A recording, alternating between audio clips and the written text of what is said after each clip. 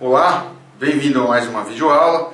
Nessa videoaula, iremos tratar de um tema muito interessante na matemática, que são as regras de 3. Isso mesmo, você já deve ter ouvido falar dessas famosas operações que vira e mexe, está caindo em concursos públicos, em exames vestibulares, e sempre tem aí o seu segredinho, sempre tem o seu tempero, seu truque, né, na hora de resolver uma questão. E a gente está aqui para desmistificar completamente isso, tá bom? Vem comigo aqui, ó.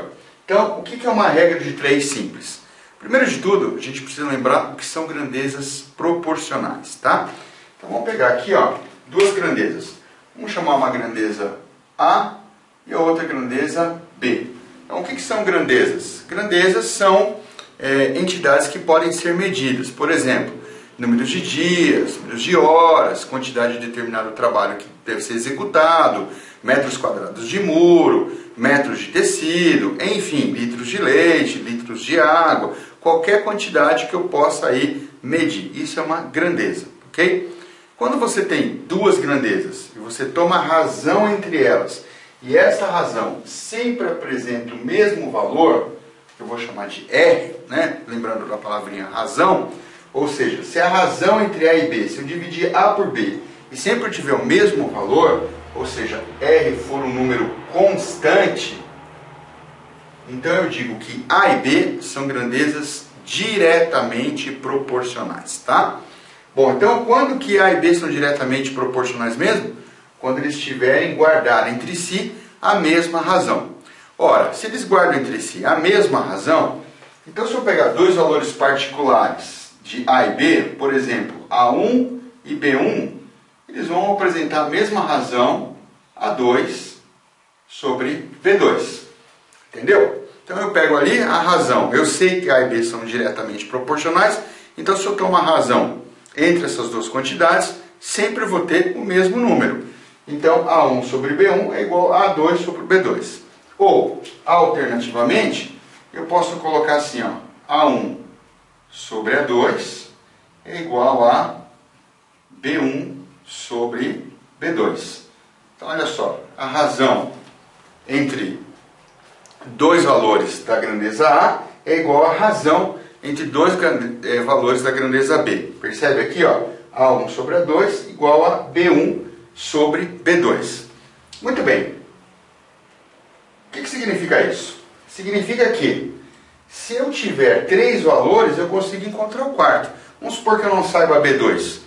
Quem eu preciso saber para encontrar o B2? Eu preciso saber quem são os outros 3. Daí o nome regra de 3, tá? Sabendo 3, eu consigo determinar o quarto. Bom, isso aqui vai dar origem a uma arquitetura, a um sisteminha que nós vamos desenvolver daqui a pouco para resolver qualquer tipo de problema. Eu poderia partir para o problema imediatamente se não fosse um detalhe. Às vezes, as grandezas não são diretamente proporcionais. Às vezes, elas são inversamente proporcionais. E aí? O que acontece? Acontece que quando elas são inversamente proporcionais, é o produto entre elas que é constante. Eu vou chamar de K. Então, quando grandezas são inversamente proporcionais, lembra sempre disso. O que é constante entre elas? O produto. Ou seja, no mesmo raciocínio, se eu pegar dois valores de A e B, A1, B1, isso aqui vai ser igual a A2, B2. Por quê? Porque embora A1 seja diferente de A2 e B1 possa vir a ser diferente de B2, elas guardam o mesmo produto, tá? Alternativamente, eu posso relacionar A com A, fico A1 sobre A2 igual a B2 sobre B1. Aí você vai me perguntar assim, mas o Emerson, como é que você chegou nessa expressão? Olha, eu peguei o B1, que estava multiplicando, e passei ele dividindo por esse termo. E o A2, que estava multiplicando, eu passei ele dividindo o A1. Então eu tenho aqui A1 sobre A2 igual a B2 sobre B1. E quando é diretamente proporcional, A1 sobre A2 igual a B1 sobre B2. Vamos comparar esses dois aqui e ver o que acontece. Ó. A1 e A2 ficou a mesma coisa. Só que o B mudou. Ó. Comparativamente ao diretamente proporcional, o que com o inversamente proporcional aconteceu? Ele inverteu. Então a chave é que eu vou poder criar agora uma estrutura e perguntar se é diretamente proporcional ou inversamente proporcional. Se é diretamente proporcional, se for, no caso, diretamente proporcional, eu não vou mexer na minha arquitetura que eu vou mostrar para você daqui a pouquinho. Agora, se for inversamente proporcional, o conceito é, ó, inverter, ok? Então vamos lá, vamos ver como é que é essa tão anunciada arquitetura que eu estou dizendo aí para você, tá? A ideia é o seguinte, como é que você vai fazer? Vai pegar o problema, daqui a pouco a gente vai fazer junto, vai ler ele cuidadosamente e vai encaixar ele no seguinte sisteminha. Vai, primeiro passo, identificar as grandezas. Então vai ter aqui a grandeza A, ok? Então grandeza A, e aqui eu vou ter a grandeza B, tá bom? E aí eu vou ler o problema e vou encaixar. Aqui eu vou ter um valor de A1, e aqui eu vou ter um valor de A2, eventualmente, o valor de B1 e o valor de B2. A questão é, o que eu faço se for diretamente ou inversamente proporcionais, tá? Existe uma ideia propagada nos livros aí que foi assim, se for diretamente proporcional, eu multiplico em x. Se for inversamente proporcional, eu multiplico direto. Eu vou escapar um pouquinho disso daí para desenvolver uma técnica que vai ser útil em regra de 3 compostos. O que eu vou fazer? Você vê que a grandeza A nunca muda, né? Então eu vou colocar uma setinha aqui para cima, tá? Essa setinha aqui não me indica nada. Ela está para cima, para quê? Para que se eu colocar uma setinha para baixo, indicar que aquele termo eu tenho que inverter. Então põe a setinha para cima ali na grandeza A. Outra dica, não preste atenção nos números que você colocou aqui. Tentar comparar com aquele raciocínio. Se fulano aumentou, se fulano abaixou, o outro aumentou. Comparar numericamente pode te levar a beco sem saída ou até uma confusão de interpretação, tá? Coloca a setinha na grandeza, ok? E aí você pergunta para essa grandeza aqui, ó. Se eu aumentar esta grandeza, não estou olhando para o número, ok? Se eu aumentar essa grandeza aumenta? Se a resposta for positiva, sim, aumenta. Tem a mesma setinha. Então tem o caso de uma regra de 3 entre grandezas diretamente proporcionais. Agora, se eu perguntar assim, essa grandeza aumenta, o que acontece com essa? Ela diminui? Então, obviamente, ela tem comportamento contrário.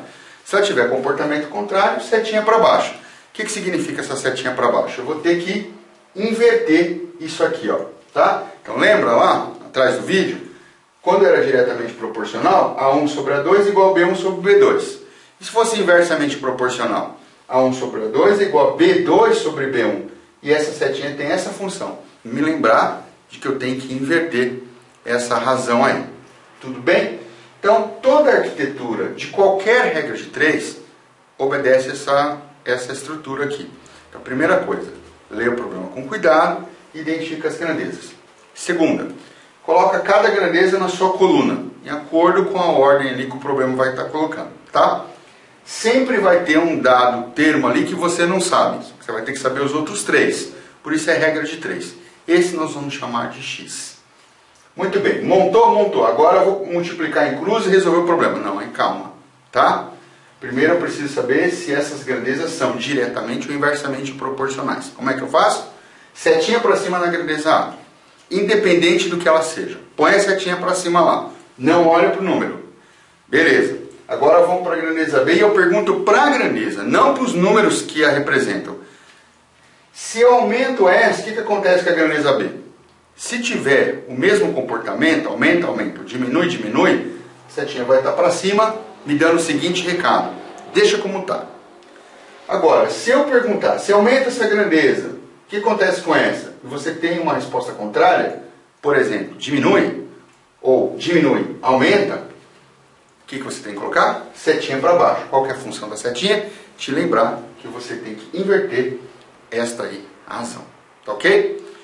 Muito bem. Agora que nós já introduzimos aí o conceito, é hora da gente praticar. Vamos tentar fazer um exercício juntos e pensar juntos e resolver de uma vez o entendimento do que seja uma regra de 3, tá? Então vamos lá. Vou pegar um exercício aqui. O exercício é assim, ó. Enquanto eu estou lendo aqui, toma nota. Um carro consumiu 50 litros de álcool para percorrer 600 km.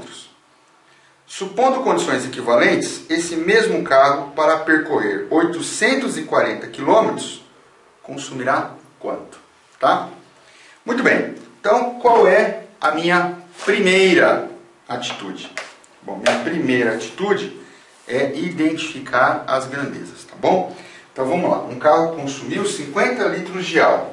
Então, uma primeira grandeza é o álcool, tá? Está medido aí em litros, tá? E a outra é a minha distância, que está medida em quilômetros. Então, tem um álcool, tá? E distância. Então, essas são as duas grandezas presentes na situação. Tranquilo? Beleza. Agora vamos encaixar os números, tá? Então, o carro consumiu 50 litros de álcool para percorrer 600 km. Tá legal. Supondo equivalentes, esse mesmo carro para percorrer 840 km vai consumir quanto de álcool? X. Então, aí, por isso que é uma regrinha de 3. O que eu tenho aqui? Ó?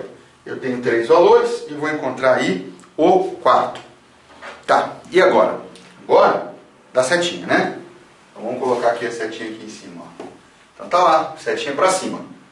Então, eu pergunto assim, se consumiu mais álcool, é porque a distância aumentou?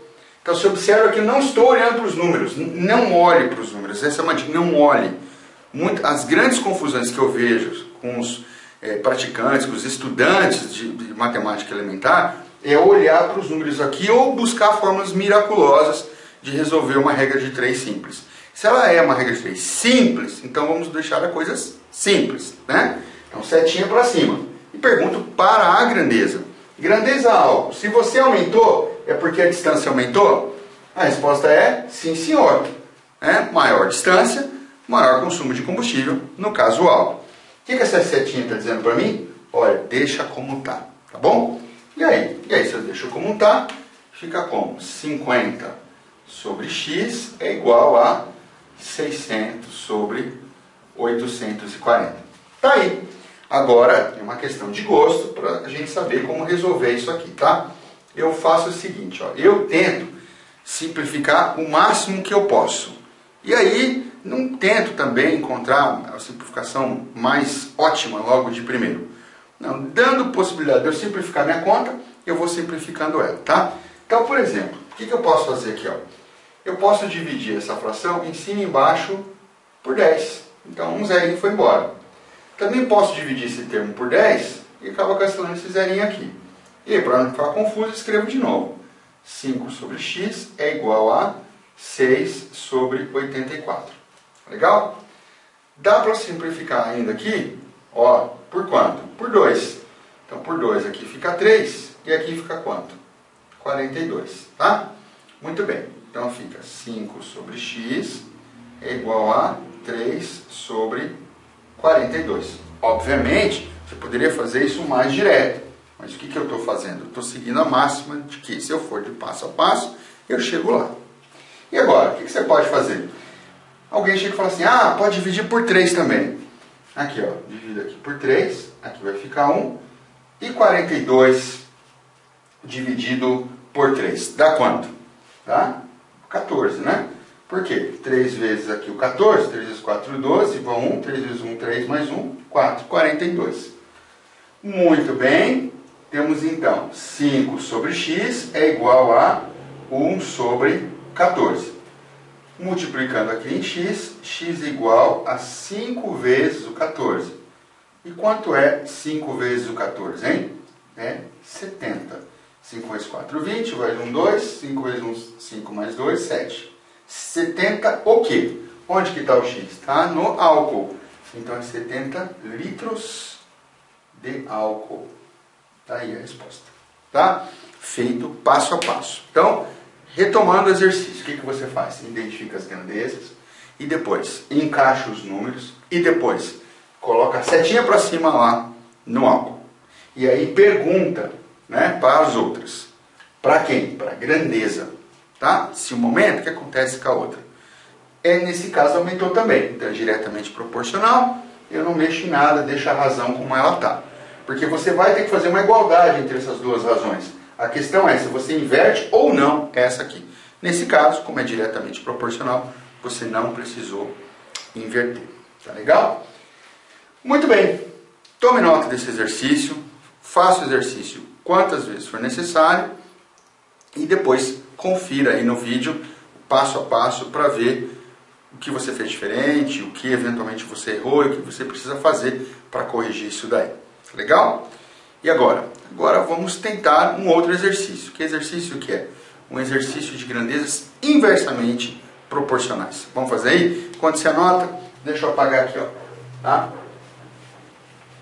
Vou apagar aqui.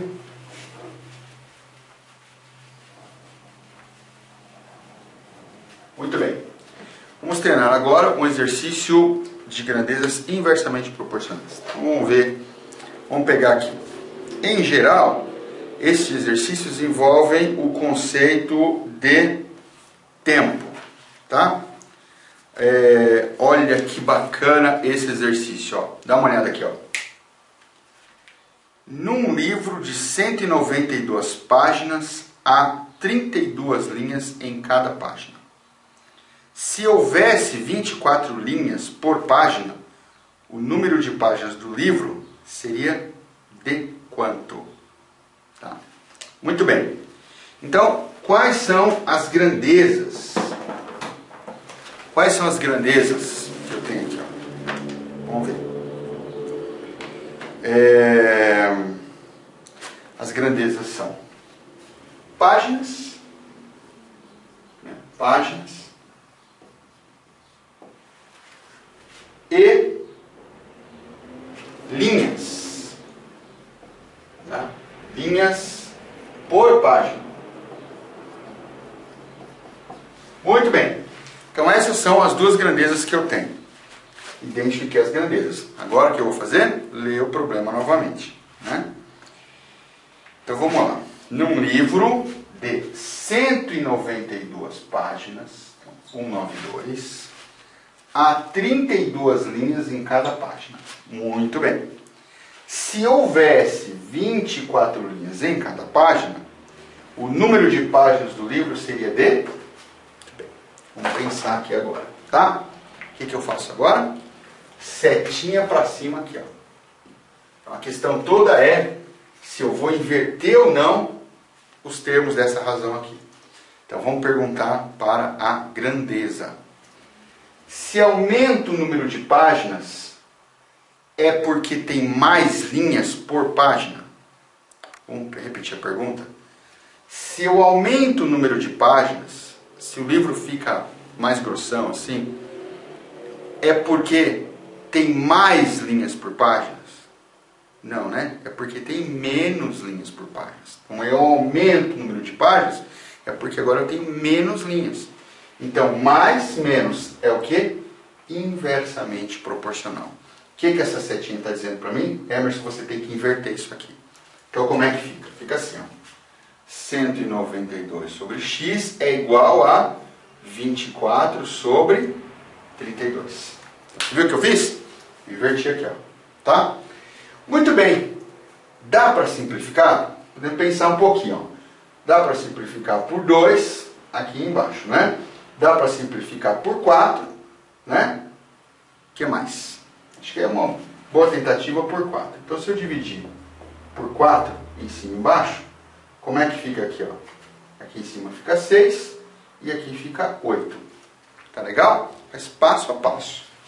Então, vamos ter aqui, ó, 192 sobre x é igual a 6 oitavos. Ah, aí eu descobri que dá para dividir por 2 novamente, né? Então, dividido por 2 aqui fica 3, e dividido por 2 aqui fica 4. E aí eu tenho o quê? 192 sobre x é igual a 3 quartos. Agora não dá para fazer maiores simplificações. Ah, Emerson, mas dá para dividir aqui, ó, 192 por 3 e aqui por 3. Vamos tentar deixar desse jeito e ver aí como a coisa evolui. Então vou multiplicar aqui em cruz, ó. Então fica 3x é igual a 4 vezes 192. Ué, por que você não simplificou? Porque muitas vezes o estudante não executa todas as simplificações. E daí o que ele precisa fazer? Ele precisa multiplicar em cruz naturalmente. Não precisa chegar no extremo e esgotar todas as explicações. Elas vão acontecendo naturalmente, tá bom? Bom, e agora? X igual a 4 vezes 192. Quanto que dá isso? 4 vezes 2, 8. 4 vezes 9, 36. 1, 3. 4 vezes 1, 4. Mais 3, 7. E o 3 que está multiplicando vem para cá, dividindo. Tá bom? Então eu tenho 768 dividido por 3. Quanto que dá essa conta aqui? Ó? 7 dividido por 3 dá 2, sobra 1. Aí o 16, 5 vezes 3, 15. Para o 16 sobra 1. E 18, 3 vezes 6, 18. Para 18 nada, então eu tenho 256. 256 o quê? Onde está o X? Tá, 256 páginas. Faz sentido com o problema? Ora, se eu diminuo o número de linhas por página, o que acontece? Aquele conteúdo do livro vai ter que alocar mais espaço, ou seja, o número de páginas vai aumentar. Então aqui eu tenho menos linhas por página, então eu tenho que ter mais páginas. Como foi que aconteceu? Fui para 256 páginas, quando eu tinha lá na condição inicial 192. De novo, tome nota. Tenta resolver o exercício pelo seu próprio raciocínio e depois compare com a nossa solução comentada. É isso aí, pessoal. Antes de mais nada, quero te parabenizar pelo esforço que você está tendo em buscar aumentar o seu horizonte de conhecimento. Lembrar que matemática é exercício, um atrás do outro, incansavelmente e de forma perseverante, tendo a certeza concreta de que o estudo te leva realmente para um lugar melhor. Tome nota, pratique e bons estudos.